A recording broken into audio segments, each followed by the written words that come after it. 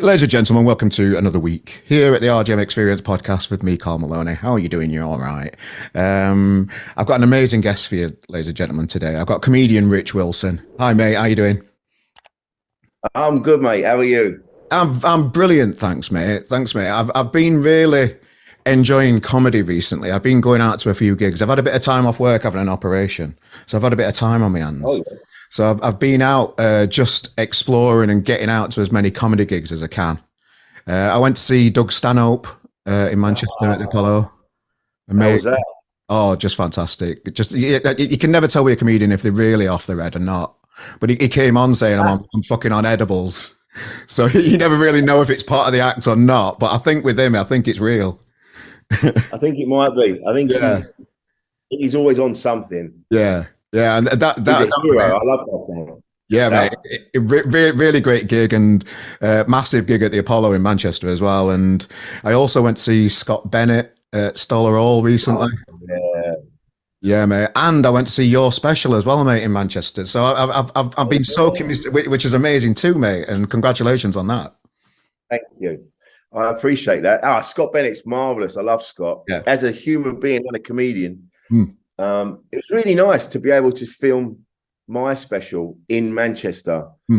I mentioned it at the beginning of the show, I think, just saying how much Manchester means to me because it was the center of the universe when I was coming of age because of the Yeah. music and everything we were doing. So to be able to film my first ever hour special in Manchester Yeah. was it was something else, man. It was something else. Yeah, mate, and I know you've got you like your music as well as me. We're predominantly a music magazine, but we do and have started comedy covering a lot of comedy recently with at Edinburgh Festival, Fringe, and just getting out amongst and celebrating comedy because comedy feels like it's back, mate. It feels like it's proper on its back. It's really good. Yeah, it's really. I was talking about last night at a gig, and we were just saying how busy we all are now. We're all at it. We're all back doing the the 5 hour drives. Yeah. Just trying to get about, and it's exciting again. It's exciting. Yeah, man. Yeah, man. And it feels like there's been like a massive resurgence just in people going out midweek. 'Cause when I watched your special, just rammed down at the Frog and Bucket just on a Tuesday night, just people like having a drink after work. And there were a few people that had a few more than what, just enjoying themselves, just fucking having it. And it was just a really nice place to be in a comedy club again. I can't stress how much I just enjoy that environment. Yeah, I think that's what we realised when everything was in lockdown. We realised how sociable we actually are. Yeah. Even if you don't go, it's still nice to have the option to be able to go out. And we had that taken away, and we suddenly were like, oh shit, yeah, I need to go and see people. I want to just being out and going, oh, should we nip in and have a pint? Should we go and have a glass of wine over here? Mm. And so now we're allowed back out, especially in a city like Manchester, which, in my eyes, and I mean no disrespect to London or anything like that, but it is definitely there's always somewhere you can go. There's always a corner somewhere. As the night progresses, every time I'm in Manchester, I'm always out late. I'm always out, just in some place somewhere with some fascinating people. It is definitely one of my favourite cities in the world, Manchester. I love it. It's great. I'm not from here originally. I'm from Sheffield originally, and when I I moved was to going to say Sheffield. yeah, that's the Yorkshire slang coming through. Yeah, because this is rate good. Yeah, it started off as Rate Good Music when we just did music. Now I changed it to Rate Good Magazine because it was just easy and it began with M and I could just change it easy. You've got to make things easy for people to get involved with. So I changed it to RGM. So yeah, that's where the rate comes from. I'm a Sheffield lad recently, moved to Manchester. And you're right, it's quite not as much as like before than after lockdown, but before lockdown, there was something going on every weekend. It's exhausting. There's so much to do and to get involved with. It's getting back. It's not where it was pre-pandemic yet, I don't think, but you're right. You can just be out. You can get up to some no good, can't you? In this place, Yeah, all manner of stuff. I was on Oldham Street, and I was in that bar that looks like they've done it out like an old Blockbusters. So I was sat in there with another Ignacio Lopez. We'd had a gig. We were at the Frog actually. Yeah. And then afterwards we nipped in there, and then there was a lesbian couple that had been at the gig.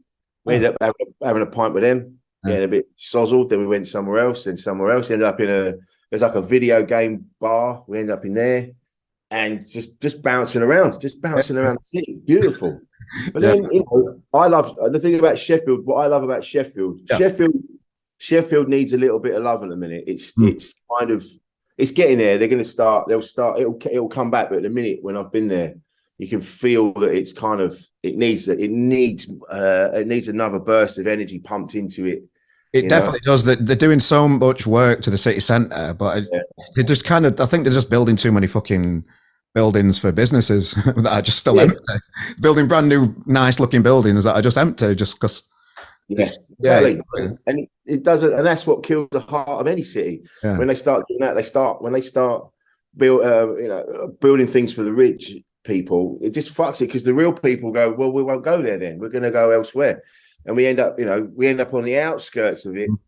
But what I love about Sheffield, because I was really worried because the lead mill was going to go, and the lead mill is such an iconic place that even I was like, no, we can't have that. Having played it myself for comedy, but all the bands that have been through there, that's the thing. Sheffield's got such a rich musical history. You know, the Pulp, Reverend and the Makers, Arctic Monkeys. We've got Richard Hawley, Long Pigs, all them. It's just this. It's got it all, and to have that, the heart of that, going to be ripped out so that people could just put in more boring fucking apartments was devastating, mate. Well, we talk about, you know, the impact of the lead mill quite a few times over the last few podcasts, and within our link tree for the podcast, just while we're on it, you can click on there and sign the petition to save that place. Brilliant. Because it means a lot to me. You know, I played in bands there many years ago, supporting the Inspiral Carpets and that kind of stuff, and just cool. And it's just means so much to the city. And from a comedy point of view, Sheffield, there's more like Raffles turned up there now. That's a nice new comedy place. That's the Lead Mill's always done comedy. It used to kind of only be Last Laugh at the City Hall and the other little one up Lescar. Where they used to have little places there. When Abcom, when I did stand-up comedy about 10 years ago, I gave it a go. There were little venues like Abcom on Aberdale Road that used to be a really good place for comedy, but that sadly went. So it's nice to see Sheffield have a lot more comedy places or environments for people to go and observe comedy as well, I think. Yeah, it's really good for vintage shops as well, Sheffield. Yeah. That's why I love going there. And there's one in particular, Freshman's Vintage. Yeah, I can't remember what road it's on, but it's round the corner from Last Laugh and City Hall, and it's one of the best ones. I was in there a little while ago, and I can't remember her name. I'm really sorry. She's listening. I'm really sorry. I can't remember her name. My brain is fogged, man. But she had on. There was a couple of girls. I think they work in the shop, or she knew them, and she had them on in there playing music in the shop. It was brilliant. Yeah, it was brilliant. Freshman's Vintage, man. It's so, that's what I love about Sheffield, the vintage shops, mate. It's still it's cracking for that. No, I love that. I love that. And, you know, there's just so much to see and do out there in the world. It's quite intimidating when you've been locked up for a bit, just getting your ass in gear and getting back out there, isn't it? I know you've got, I've been listening to your podcast as well, and you've got this radio show that we'll come on to in a bit with you, mate. But I just want to start with a bit more background on yourself, if that's all right, pal.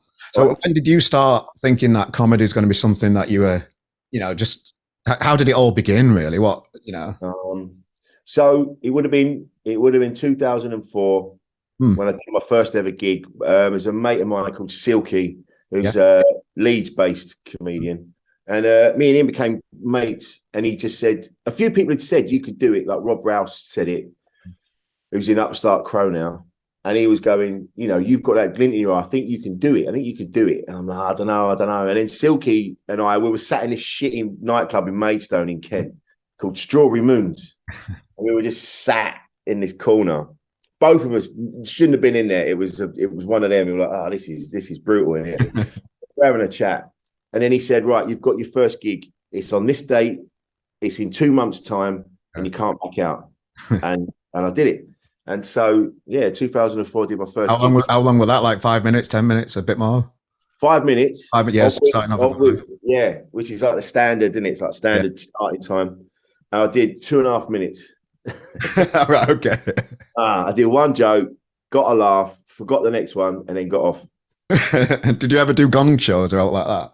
Oh, mate, I don't know how people do them. I've done a few of them. I've done the one at comedy club in Manchester. I did that one once, and that were like 3 minutes, and then straight off, just like they're too much, man. My missus, my wife is a comedian, and she's done the Comedy Store Gong Show. Yeah, that was it. Comedy Store in Manchester one. That's where it went. And before it's closed down now. They've had problems with the building in Manchester. The one, the main one on Deansgate. Well, there was some structural damage or something, and they're arguing over who has to deal with it. So that's ongoing, unfortunately. But yeah, I mean, for you to do it and my missus to do a Gong Show, you're stronger people than I am. I've emceed the one at the Comedy Store. Yeah. I could never do it myself. Honestly, it would be brutal. There was a fella once came down from Preston on the megabus. All the way down from Preston on the megabus. He set his little bits up. He went on. He said one thing, gonged off. Back on. Back on metal there. And I'm like, fuck me, man. My first ever one, I think I got to 4 minutes, luckily, because I think I just tried to speak slower. with Spiky Mike at the Glee Club in Nottingham. Yeah. My first ever attempt at it. And they are brutal, but it's good breeding ground. You get to see the hard side of it instantly, don't you? And learn to just accept bombing sometimes. Well, that's it. I mean, that's part of what we do. At some point, it doesn't matter how long you've been doing it, how good you get at it. There's always going to be that one night where you die on your ass. Yeah. The longer you do it, the better you get at it. So the spaces in between the deaths become bigger, but they're still there. There's still that sneaky little shit night just waiting around the corner when it normally happens when you're riding really high and you're like, I am bulletproof. I am out. Walks around the corner, kicks you in the nuts. You go, it coming, didn't see it coming. Yeah. No, it keeps you on your toes, definitely. And the main reason why I didn't carry on is that I've only just I'm 44 now, and I've only just realized recently, pretty much in the last 3 years, just how crap I am at communication and just having conversations with other humans other than just, you're right, let's have a pint, all that kind of shit. And it's kind of it's a development area for me, if you want to use that kind of term. This podcast's definitely helping me with it, and that's why I'm doing it really to get better at communication and speaking to people on different levels. Yeah. And that for me, I didn't love being on the comedy scene. So I'm from music originally. I know originally in bands and stuff, and that's where my heart was.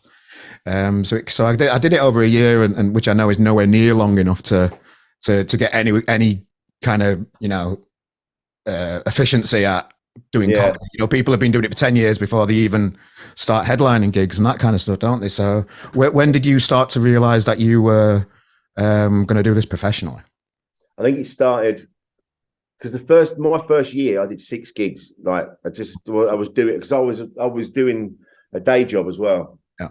Then I think I was 3 years in, and there used to be a big load of clubs called Jongleurs, big chain of clubs, and they paid sort of £500 a weekend. So the day I got made redundant from my day job, I got the email saying, we're gonna book you for our clubs. Can you go to Oxford or tomorrow? I'm like, perfect. So we've just worked out perfectly. Because I MC as well, so I MC quite a bit, and that gets you in a lot of places. Because people don't want to MC; it's like football.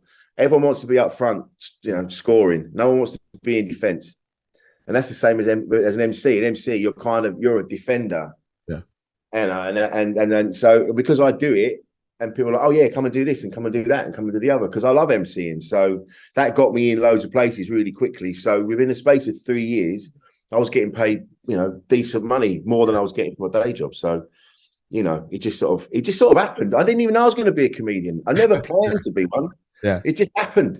I never planned to start this magazine thing. It just organically happened after putting yourself outside your comfort zone. When I did comedy, I started hosting music gigs in Sheffield after I packed in comedy because somebody saw me doing a few gigs and stuff. I ended up doing this film in London.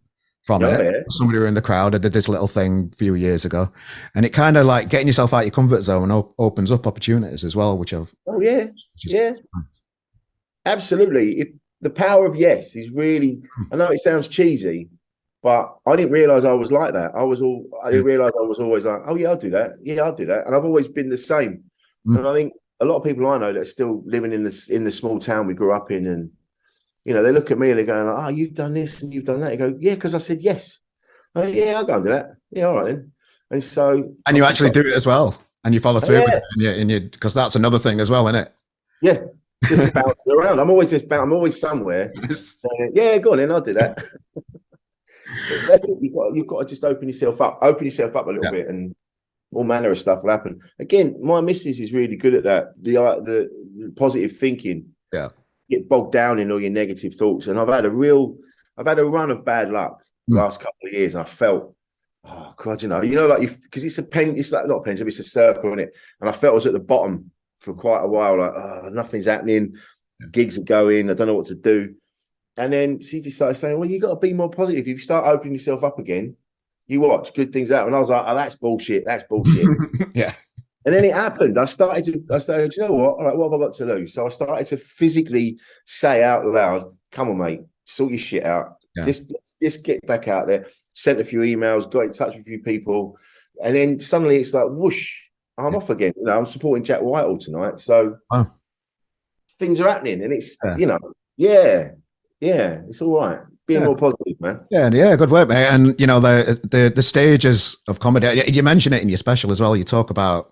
I'm getting mixed up. I've watched a lot of your content recently. But it must have been in one of your podcast episodes. You mentioned just how different the comedy industry is now, where comedians, even established headliners, are still having to do a day job. Where when you first started, it wasn't as difficult as that, because there were kind of more paid opportunities and bigger, like the Donglers thing around there at the minute. So it seems harder to make the cut from being full-time comedian these days. It feels like absolutely. Like us. Yeah, definitely. There's a load of people I know that are still working day jobs. New acts. They're having to do both. They're having to get time off to go up to Edinburgh if they can, or a lot of them were working remotely during the day, and then they were doing their shows and then going back and working some more. So it's very difficult. It's difficult. It's very not a bit difficult. It's more challenging now.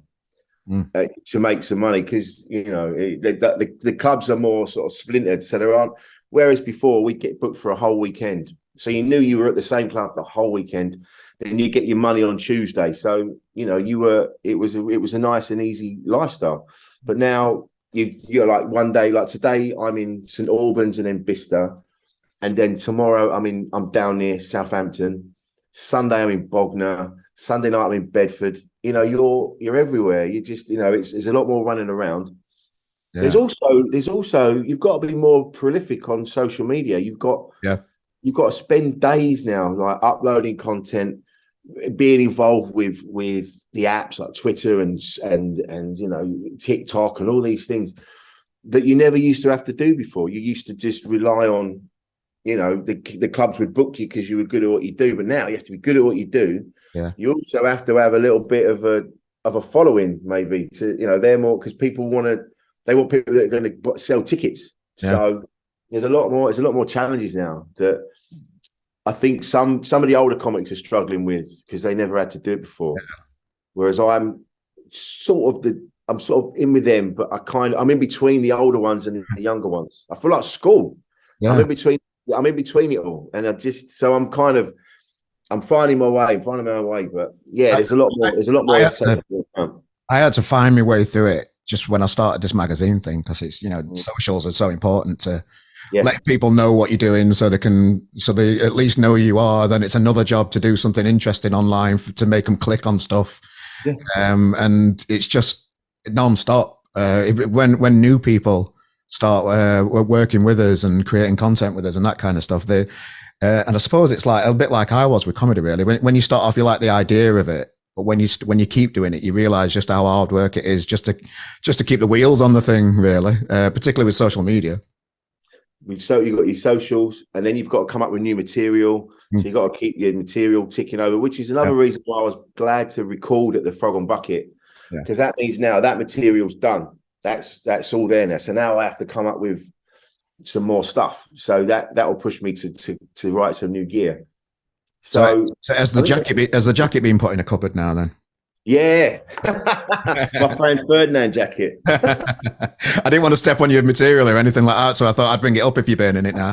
I'll not. I know. Is he special out yet? Is it out? Like, is your special out?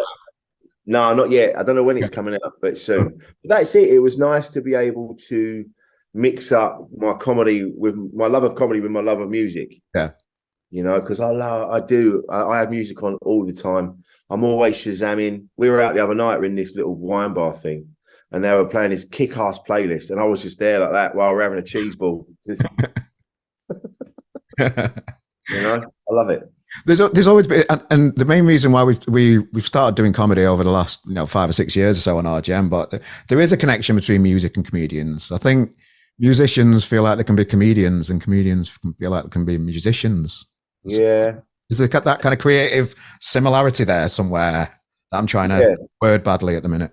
No. I think you're right. I think there is a similarity there with coming up with, because like musicians, like songwriters, they say they'll be in the shower or they'll dream a song, or a song will hit them out of nowhere. And it's the same with jokes, the same with material. Like I was in the shower just now, and I was thinking about this old bit I used to do, and then this new joke this new line just popped into my head, and I was like, I've got to get out and write that down. So I got out quick, and then I'm on my phone, like, right, before I forget it. So it's like songwriting. Like I think Noel Gallagher said, like you're sat by the river with a fishing rod, and you're just waiting for that song to come along. You can fish it out. And I think that's the same with jokes, with comedy. You're looking for the funny in all sorts of things. I think musicians and comedians, we have this bit of our brain that's just always spinning. It's always collecting ideas, phrases, something that someone said, pictures, images, and it's all gathering in here. And then you don't even know. It's just happening. It's constantly going. And that's the same with musicians. They're always looking for a turn of phrase, a note or something, or they'll be sat they'll be in traffic and they'll hear a van and it'll make a particular noise, and they'll go, "Oh, that sounds like, I like the rhythm of that. That sounds great. That's a bit of that, And so there are similarities that, definitely that creative side of it. I love all that. So like just before you became professional, it kind of fell in your lap. It was good timing in a way, it sounded like. Yeah.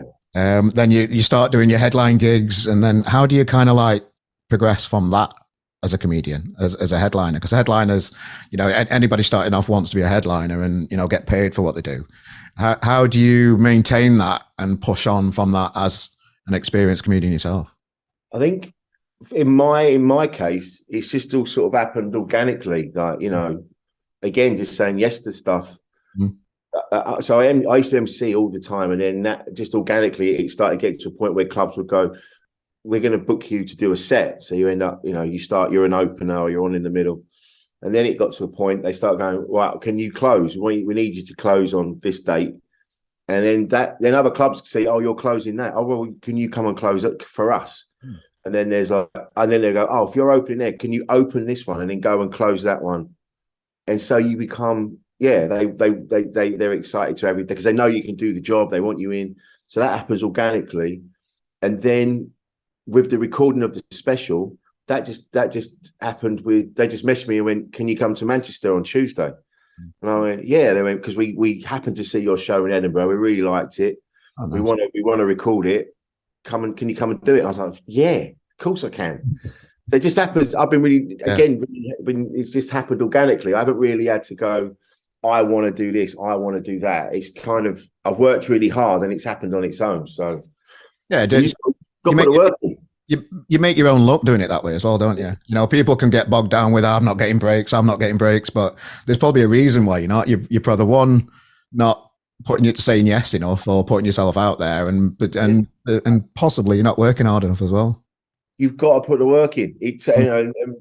I've missed out on weddings. I've missed out on all sorts of birthday parties and holidays. And, I remember being away when I was married before, and I was away with my ex-wife. And I just said and we were in Turkey. And I was like, "Listen, I'm going to have to go home like a day early because I've had this big gig offered." And I had to fly home. I had to fly home like a day or so before her. So, you have to make sacrifices, and it's horrible. But the people that love you, support you, and understand that this is what you have to do.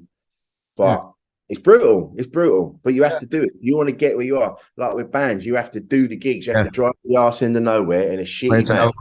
And Play to no one. You have to play to no one, and then either the promoter likes what you do, or you get someone else notices you and goes, "Oh, we saw you guys at the Boardwalk. Can you come and support this band? We thought you were great." And it's all about, and you wouldn't have got that if you hadn't driven to the arse into nowhere and just happened to see this guy. So there's a lot of luck involved as well, getting in front of people. But if you fling yourself out enough into and do enough gigs, someone somewhere is going to see you. And they're going to recognize that you want it, like, because they don't want to work with part-timers. They don't want to work with people that are just, they've got the fur coat and a big hat, but they don't want to sing on a Wednesday. And you go, well, then you're a fucking dickhead, mate, and we don't want to work with you. Yeah, so you got to do it. You got to put the work in. That's it. I thought it was part of your act when you said it, but I've heard you talk about it on your podcasts after Senior Special. Is that like literally? And congratulations as well. You just got married. Yeah. And then the day after you were doing that, you were recording that special. See, that was it. So, so the wedding's booked. It was booked on a Monday because we're both comedians. Yeah. So we're all ready to go. We're getting ready for the wedding. And like the Wednesday before the wedding, I got the email. I said, we really want to record your stuff, but can you get to Manchester on Tuesday, which was the day after the wedding? And I said to my missus, I'm like, oh, what am I going to do? This has come in. And bless her, she went, you're going to have to go. You're going to have to go. You're going to have to not get too shit-faced at the wedding. Luckily, you don't get a chance because you're bouncing around talking to everybody. You'll have a sip of wine and then you're off. You're off somewhere else. But I did. That's what I mean. So at the wedding, I'm not drinking that much because I know the next day I've got to drive up to Manchester and back. So, it's sacrifices, mate, that you have to make, unfortunately. No, particularly comedy just feels like you've got to make the ultimate sacrifice. Scott Bennett talks about it on his podcast, just how hard he works. He works, on his socials, he'll put his Tuesday, Wednesday, Thursday, Friday, Saturday, Sunday. It's maybe 2 gigs on Saturday, 2 gigs on Sunday. Then he's doing a festival slot. It's just, and then he might get Monday off, which seems to be the day off for comedians, really, I think. Yeah. Yeah. I mean, and even then, you'll have a day off, but then a gig will come in on a Monday and you'll go, and it's like 50 quid. It's just around the corner from your house, doing a load of new stuff, and you go, yeah, I'm going to have to go and do it. Nobody works harder than Scott Bennett. Yeah. That boy. I love his podcast, and I love his special. His tour the other day was just fantastic. His crowd work, I just really enjoyed just how much there was somebody in from British Gas that was just fucking hilarious. I bet he rinsed them. Oh, it was brilliant. It was brilliant.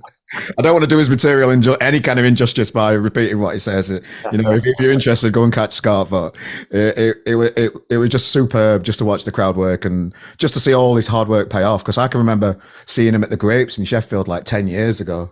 Just on a comedy gig when people like Kerry Pritchard McLean were on the same kind of bill at the same time, and seeing those. And when I started doing comedy, I drove in a few cars with people like Fern Brady, who were just telling stuff now and that kind of stuff. So it's just, it's a long, hard slog, but you can do it. You can do it if you keep going.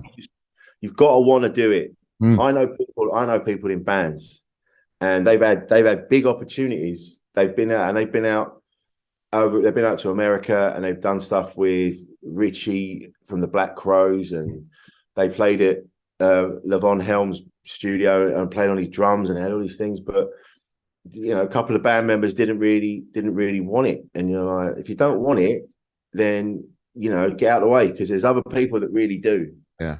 And it's all very well playing, but you've got to really want it, and that's the thing. I want this to work. Okay. And I want it to work for my kids. I want it to work for my wife. I want it to work, and that's why you just got to put the work in. You've got to stick it in, man. How are you before a gig? Like just those moments before. How do you prepare to go onto the stage and just have it? I always have a moment. I always take a moment just to get just to take myself off for a minute. Yeah.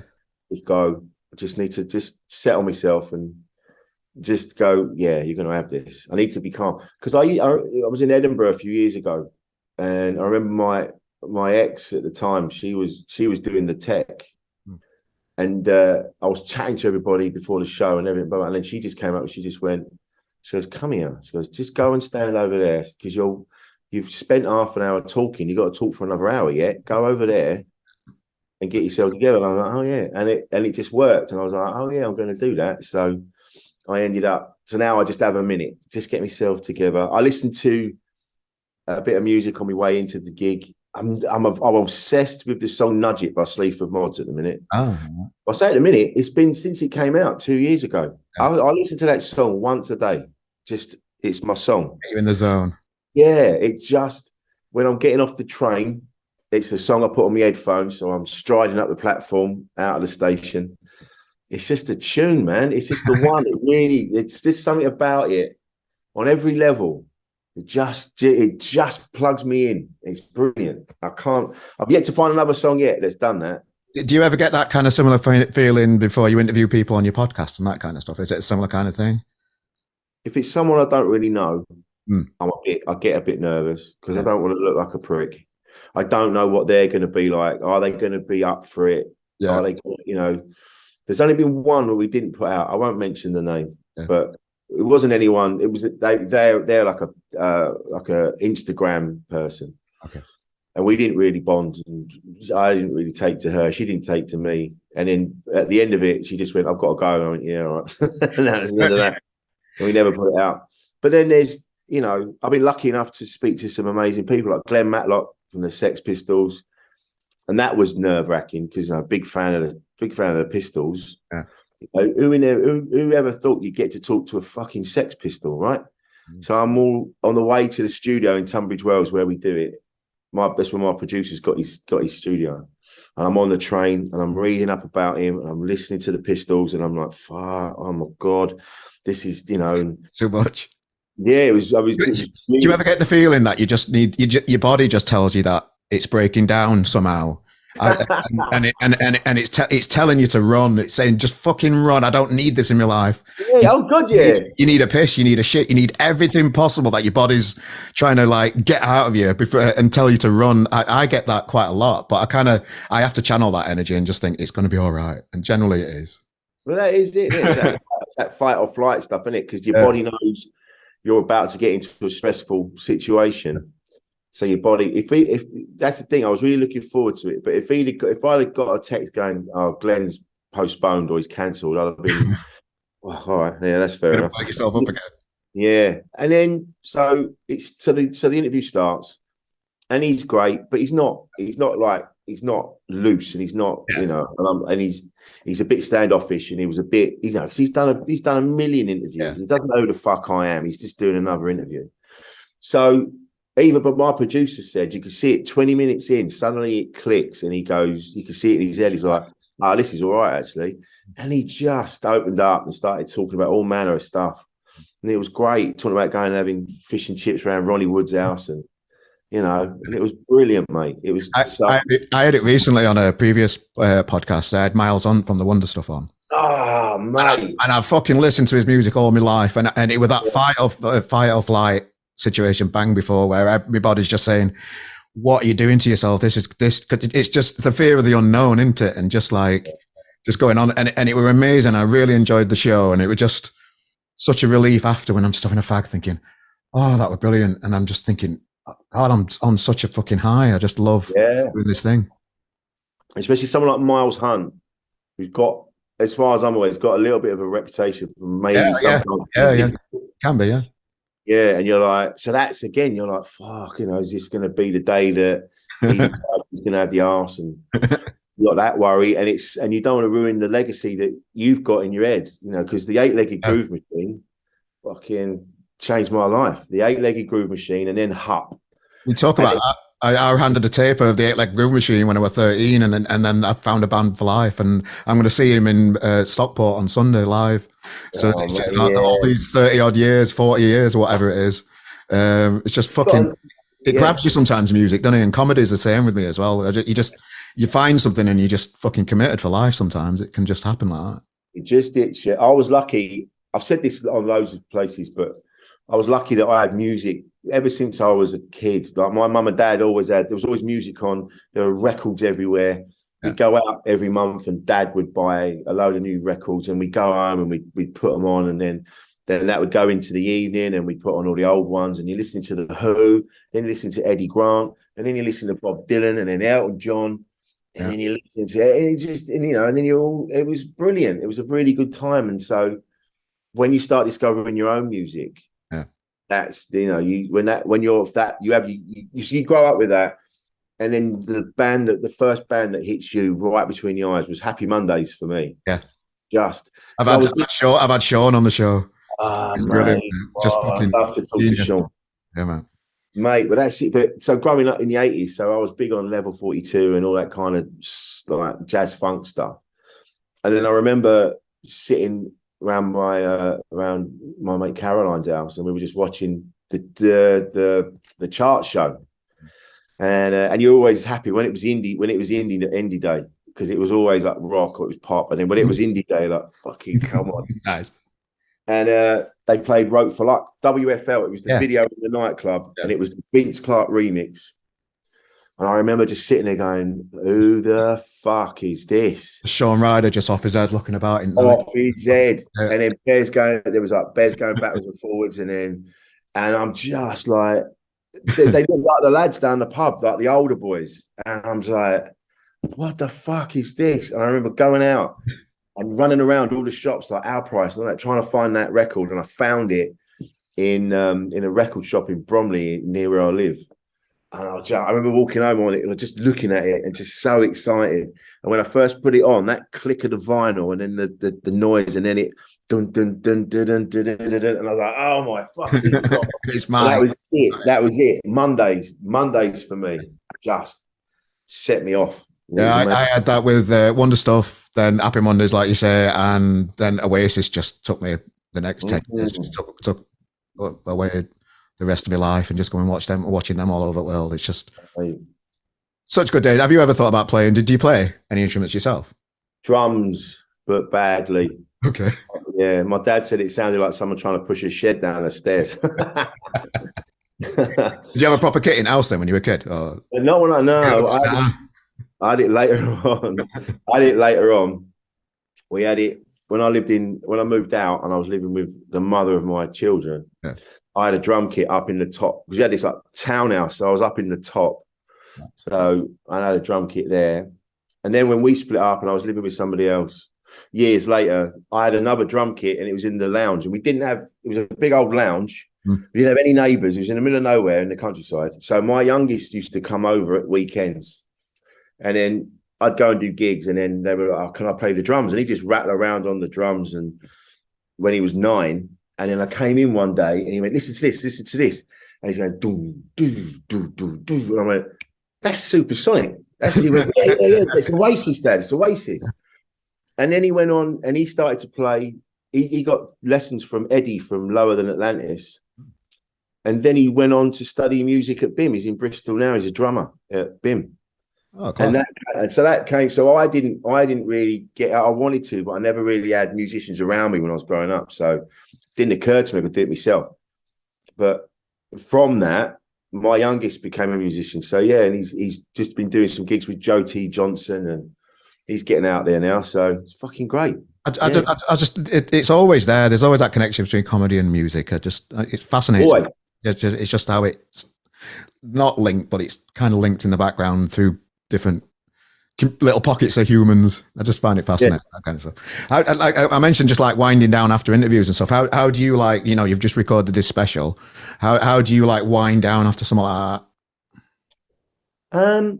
I don't really think we didn't really have. It was all sort of we did it, and then my wife Kate and I. There was a mate of ours there as well, Geordie, and we went round. There's a bar around the corner, and we were having a pint in there, just having a chat. And then Paul Keogh, who plays drums for Peter Hook, wandered in, starts talking to my mate Geordie. I didn't know who it was. I thought because he looks a bit like Stuart Lee, so I was a bit like, okay, yeah. So I was like, all right. So he's chatting. He sits with us, and he's having a chat, and he's talking about music. And I just went, "Who are you? Who are you?" And he went, "Oh, I'm a drummer. I play in Hookie's band." And I was like, Oh my fucking God. That was it. I didn't care about the gig I'd just done. I didn't care about anything else. I just wanted to see him. I think Morrissey had been in town that night as well. Morrissey was. He was on at the Apollo. Yeah, he was. Yeah. So yeah. So so after gigs, I don't really have I don't need to kind of like wind down or I'm just on to the next thing. Yeah. So yeah, he's just one of those characters. Like, that's done now. Let's move on to the next thing. Yeah, let's do something else. Where are we going now? What are we doing? I'll either die young or I'll just keep going forever. I'll end up like the Rolling Stones, just I'll be 90. Talking about my ball bag. One of the biggest skills that I see when I watch comedy is getting the audience to be at ease with you straight away. And as soon as you come on, you've just got a way about you that just grabs the audience by the bollocks and just says, you're joining me on this ride, whether you like it or not, type thing. That is a massive skill to have. How do you like assess that, having that skill? Just comes naturally. Again, it comes from doing a million gigs. Yeah. Get to a point like there's the well-known discussion on imposter syndrome that I mean, we all have it. We because that just comes from insecurity. You know, you still feel like you're not quite good at it or you're getting away with it or whatever. But then I remember doing the Comedy Store and Simon Mason, one of the bookers, he just took me to one side because I'd gone out and I'd done the opening bit. I was emceeing, and then he knew I was a bit nervous, and he came in and he went, "We haven't booked you as a favour. We've booked you because you're good at what you do. Yeah. So stop fucking about and get out there and do it. Yeah, do what we booked you to do." And it just changed everything for me. I was like, "Oh yeah, people aren't booking you to. They're not doing you a favour. It's not a youth training scheme. You've worked really hard. You've got where you are because you worked really hard, and now people are booking you. So stop fucking around." And you go, "Yeah." And now I'm at that point. So it's funny. Someone's Nobby, who runs Hecklers in Aldershot last night, he said that. He said, "You just got this way where you just walk out and you go, look, I'm just going to talk to you. You're either going to laugh or you're not going to laugh. But I'm still going to talk to you. So it's up to you what you do." And I'm like, I haven't really thought about it until yesterday and now. I don't know. It just comes from, I'm more comfortable on stage than I am off. And it's not in a like showing off way. Yeah.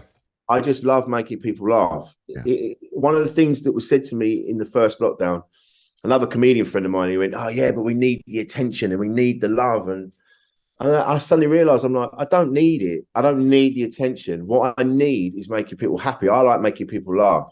Yeah. I like people going away and going, "That was a fucking good night, that. I really enjoyed that." And I've taken people out of the shit for an hour or 20 minutes or however long it is. Because everything's so fucking hard at the minute. We're all under pressure to pay the bills. We're run by a bunch of fucking shitbags that don't care about us. And so my job is to just dance around with my pointy shoes and my little balloon and Mr. Claypole from Rent-A-Go. I'm all like, all right, let me distract you for a bit. And if I can do that, and now I sound like a cheesy piece of shit, but no, man, I get it. It just showed on that Tuesday night in Manchester how much people need just to get away from the fucking noise of the news and with the world out there. It's just it's somewhere to escape a comedy club, isn't it? Yeah, but it's being influenced by, I think, like that the parallels between music and comedy are, like you say, they are there. And I think going and seeing bands and being influenced by the bands, by how they bring a group of people together. I saw Remington the Makers at Electric Ballroom in Camden. And before they came on, and bearing in mind, there's quite a mixed bunch that go and see Remington the Makers. There's all manner of people, but there's quite a solid sort of lad vibe. Yeah. There's Stone Island jackets kicking about and all that. But they're all good people, but there's an element that's a little bit laddie. Yeah. And just before they came on, they played the Human League, "Don't You Want Me Baby?" And I videoed it because the whole place, as one, was bouncing, absolutely bouncing and screaming, "Don't You Want Me Baby?" And I'm like, that is what I want. I don't feel like I'm above everybody. I feel like I'm like got my arms around their shoulders going, "Fucking yeah, don't you want me, baby?" I'm having it with them. Yeah. And it's that, getting influenced by bands like that bringing people together rather than shut up, listen to us. This is what you've got to shut up from it. Just fucking people having it, you know. That for me is more. That's what I'm like. I'm more like I'm with the people rather than sort of against them. You know? John McClure from Reverend and the Makers, he's one of those type of, because I know him personally from Sheffield. Yeah, he was one of the first people that gave me an interview when I started this RGM thing that kind of helped me get my little project RGM out to bigger eyes. So I've got a lot of time for those guys. The whole band, they're just, you know, class people, and they're just there to have a good time. They're just fucking, and they've got a new album coming out that I'm really excited about too. So they're still going now, just having it, and yeah, they are just another great band of, you know, good people to get involved with. I think I don't really know what else. Yeah, but that's it as well. They're a band. They're a band, and they like John's the lead singer, but they're all on a level with each other. You can see it. So when you see the band, they all get a turn of like they all get a light shone on them. Like so, Laura does a bit, and then John does a bit, and then it was the whole. They're a band. Yeah, they're a whole band, and it just. I think about that gig every day. Every day I just go, yeah. And then seeing John on Twitter, I mean, he's not so much on there now because it's a bin fire on there. Yeah.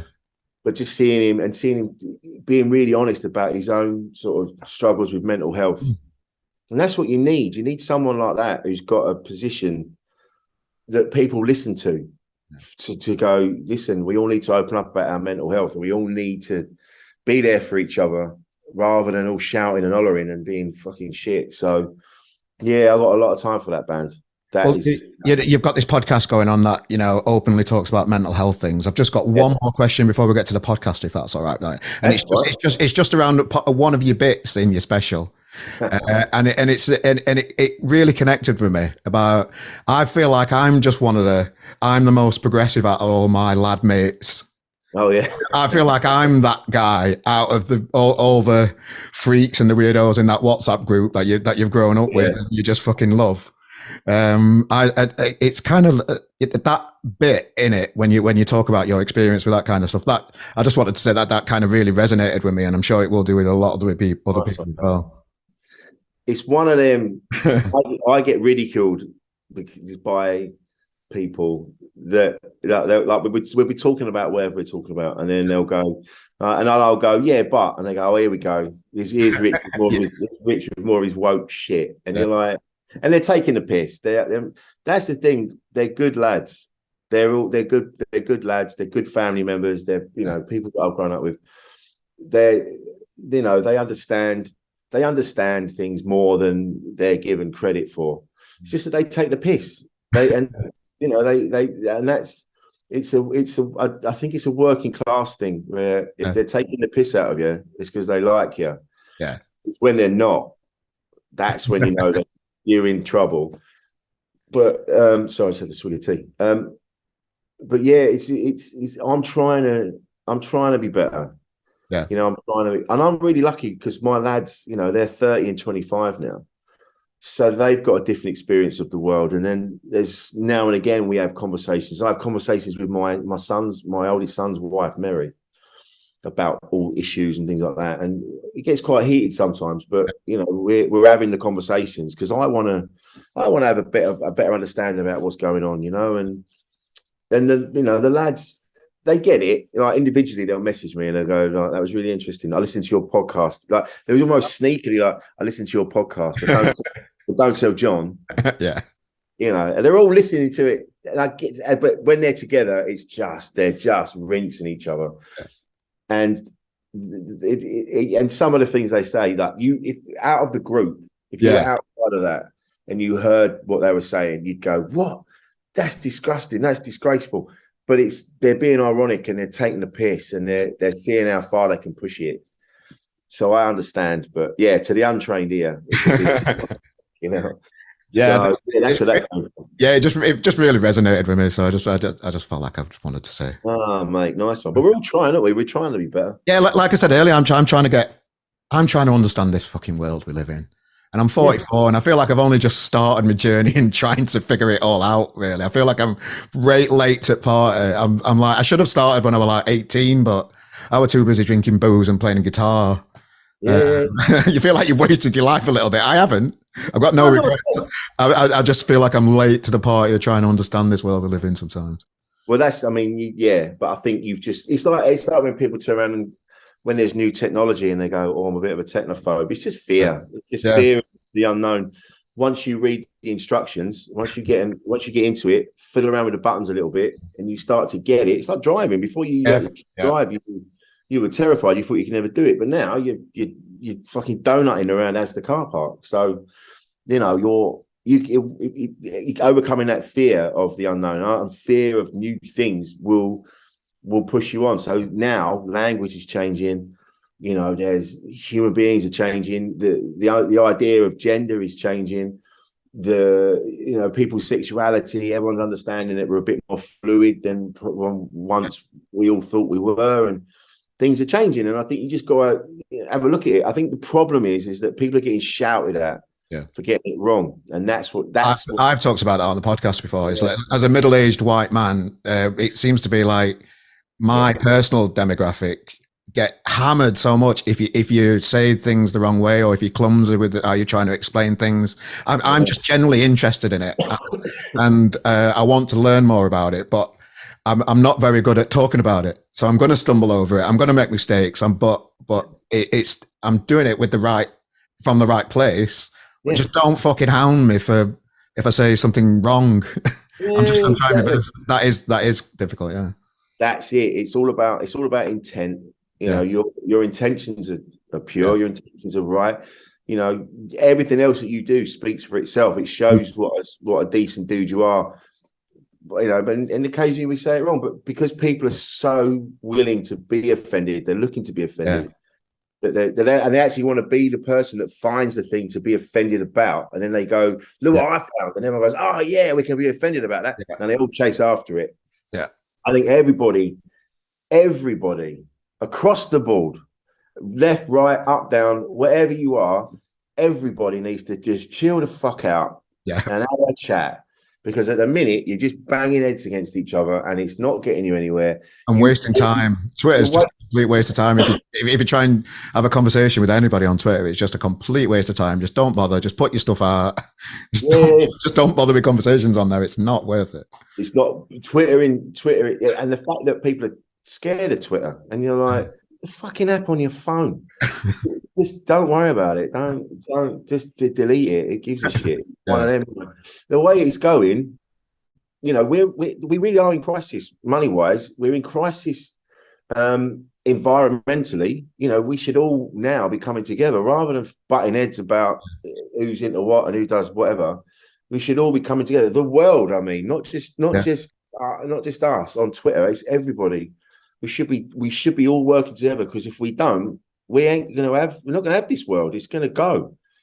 And, you know, I don't want to see that happen. So, but all we can do, I don't really look at the news now because it does my head in. So all I want to do, I take care of my little bit. So I take care of everyone around me. I'm as decent to everyone as I can be whenever I meet them. Yeah. I get it wrong. I fuck it up. Of course I do, but I'm trying. And that's all you can do. And then hopefully that goodness that your little created, that will connect to someone else's little bit of goodness, their little circle. That little circle will connect. Then it will just spread. All the good stuff will spread. But shouting on Twitter, there's this fucking point. I'll just shove your cock in the microwave and turn it to a 10. What's the point? So there's no better time than to discuss your podcast, mate. You're a comedian. Of course you've got a podcast. I know. I got it. An award-winning podcast, though, mate. Fucking right, mate. Oh, yeah. We got in just at the right time. I did Hardcore Listings, which are on Scroobius Pip's Distraction Pieces Network, with Stu Whiffen and Chris Glasson. And off the back of that, I can't remember I think it was their producer, Brad Acton, messaged me and said, I think you should do your own podcast. I think there's something you could do. Again, it's like comedy. I think you should do this. So I've been really lucky. And so it came from that. And he said, he goes, do a podcast now, because in a year or so's time, there's going to be this massive wave. And he wasn't wrong. We got in 2018 we started, I think. Oh yeah, 2018, 19, might be 19. And then the walls just came falling in. Everyone's got a podcast. Yeah, tell me about it. Yeah, everyone, and and then again, it gets harder to promote, doesn't it? Because you're like, there's only so many hours in the day. So you're trying to find ways to get people to connect to it, and it's hard work, man, isn't it? It is hard work, and that's one of my questions. Really, is I've put podcasting hard work in it as like one of my bullet points to get to create content every week. It is hard. People don't appreciate how hard it is to keep content going like that. This series, I think this is going to be in the 60s. So I've been doing the podcast every week for over a year. Brilliant, and that's hard work. And I started doing podcasts and getting fascinated with podcasts about 6 years ago, before everybody had one, and I weren't very good at it, and it came and went. But this series just feels like I've kind of like found my voice and how I want to do it, really, this series, and it's working a lot better. You can always want more listeners, but you can't, it is where it is, isn't it? You just got, it's like what I said earlier about being in a band, being a comedian. And like you've just said, you're getting better at it. So it just you just got to put the work in. So the more work you put in, the asking people to come and do it. There's that the fear of rejection, which will stop you doing stuff. And I'm the worst at that. I have moments where I'm really brave and I'll go, "Do you want to come and do this?" And 9 times out of 10, people go, "Yeah," or they go, "I can't yet, but I'll get back to you." People are normally pretty good. They're pretty up for it.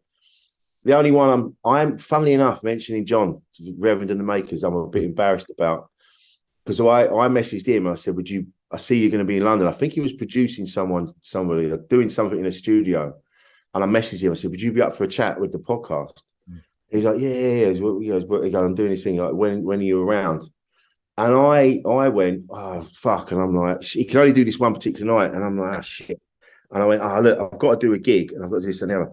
Would you be up for a chat at like 10 p.m. tonight? And he never replied. And I'm like, fuck. Maybe I made myself look a right dickhead. No, he'll get back to it. He'll probably get back to you in about 3 months when he's realised he forgot to reply. No, I was so embarrassed. That's the only one I'm a bit like, ugh.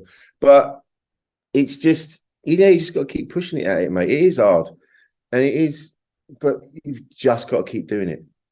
Keep putting it out, because word of mouth will spread. Like someone else will listen to it, and when you put it out, it's what you put in the tags. Like you kind of go, this week we talk about blah blah blah blah blah. People go, oh no, I like that. I'll have a listen to that. Like if someone's a fan of the Wonder Stuff, you'll put that out. Go, we chatted about the Wonder Stuff. We did this, we did that, and people go, oh, let's have a listen to that then.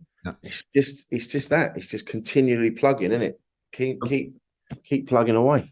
So your podcast, I'm subscribed. I'm on it. I've been through your last 3 episodes. I really enjoyed the Turno one, just his story and how honest you both are, talking about mental health and that kind of stuff, and the story around his brother. And it was just a really, just heartbreaking story just to hear, and to hear about other people's mental health. Is it so it's called Insane in the Membrane. People, I'll put a link to the description of this podcast in there as well if you want to, for people to get involved. Where did the mental health side of it, when did you decide that that's going to be a theme running through your shows? I think it just happened. I think I used to do care work when I was at college, and I was studying City and Guilds community care City and Guilds. And then I worked in old people's homes, and I'd work with children and adults with physical and mental disabilities. So I always had that care work thing in me. And then, as the conversation about mental health sort of started to build, I'd had counselling myself.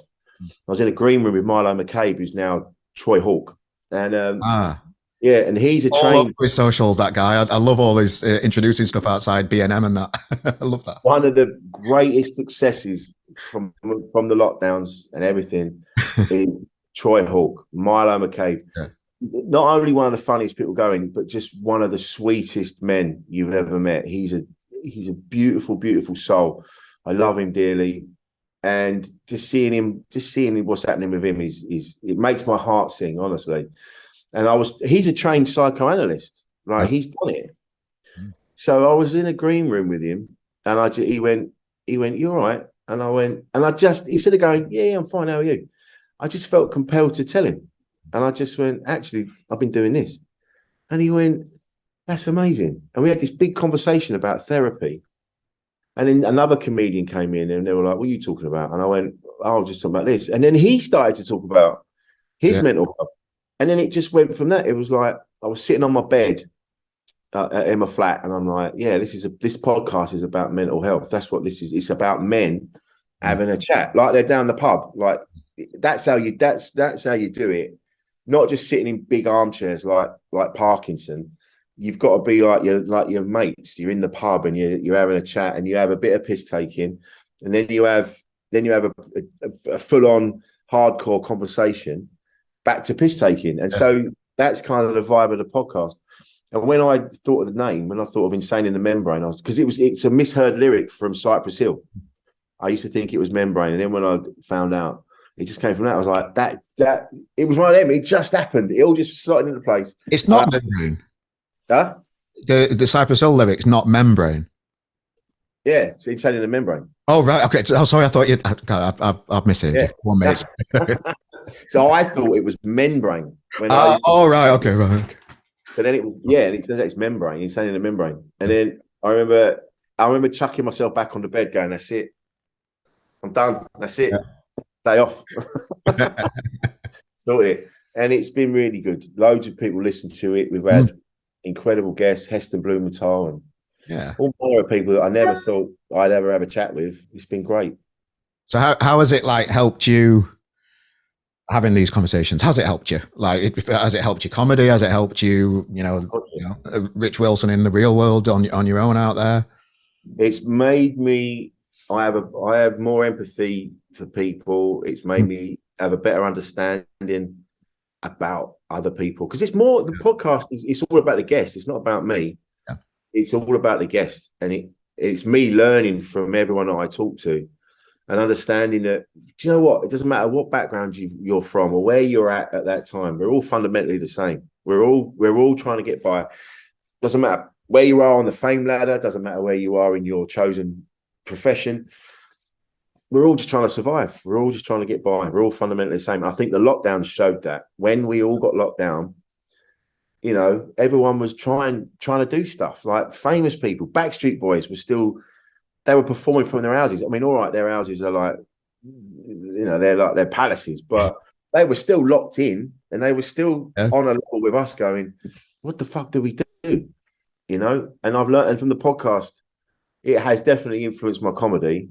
That kind of, that's where that material comes from. That that stuff about my mates that aren't as progressive as the rest of us comes from conversations I've had on podcasts and with them. And so it's definitely influenced. It's definitely given me a more chilled out, open-minded approach to my comedy and the universe. And I understand the trans issues now. I understand women. I understand what it is to be a woman now.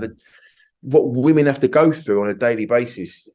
It blows your mind. Like the whole, thing of babies, or maybe you can't have babies, but you've still got the clock ticking that's telling you should have babies, but you can't have them for whatever medical reason or whatever else. And I'm like, well, I never even knew that. I had no idea. And that just comes from the podcast. So, it's just opened my mind, man. It's helped me get better at listening. Right. And I think so. I'm still like, I've found myself interrupting on this interview a few times and talking about my stuff when I'm trying to get better at not doing that as well. So I'm still like, you know what I mean? You just wrestle with your own mind sometimes when it's pointless, don't you? Particularly around like even with the missus, our Kirsty, like I'm trying to just get better at listening, not just being this brain that's got its own way of doing stuff. It's complicated and it's hard work, isn't it? Yeah, of course it is. And it used to be, I was talking about this yesterday and talking about expectations that we bring to relationships and things like that. You kind of, whereas when I was younger and you're kind of like, I expect this from a relationship. And when I get that, then I will attend to the expectations of my loved ones. Yeah. But now I'm older, you kind of go, actually, if you put people first, if you think about them a bit more, Yeah. things that you want from a relationship will happen. It's a nice kind of chemistry, rather than you with your defenses up with your crown on, going like, I'm the king of the world, and I shall have my expectations met. I've just realised that though, if I'm doing the podcast myself personally. Yeah. Like in recent, I'm 44. Like, no way where I like it before I was 40. So like early 40s, I've kind of like it's just happened where I've just think, yeah, I need to get better at this, because it's I can do better here. Yeah, just crack on and just be a nicer person as well sometimes. Yeah, but that's it.